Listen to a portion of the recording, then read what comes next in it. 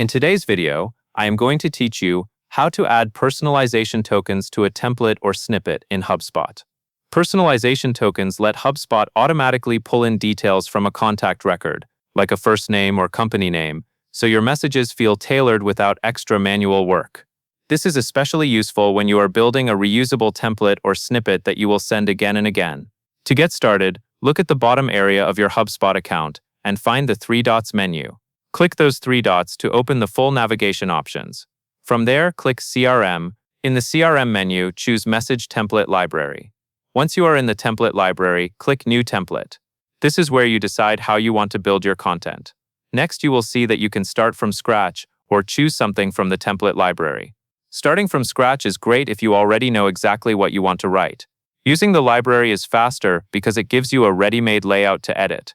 For this walkthrough, choose a template from the library. Then save your selection so it opens in the editor. Now find and click your template or snippet name to open it fully. This makes it easier to confirm you are editing the correct item, especially if you have several versions saved.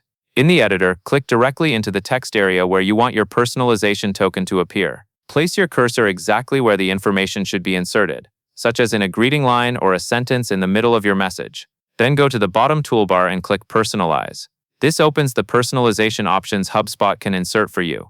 In the personalization panel, select the type as contact. Then choose the property you want to use. Pick the property that matches the information you want to display, and make sure it fits naturally in the sentence you are writing. When you are ready, click Insert. HubSpot will drop the token into your text exactly where your cursor was placed. You can add more tokens the same way, and you can adjust spacing and punctuation so the final message reads smoothly. That covers everything you need to know.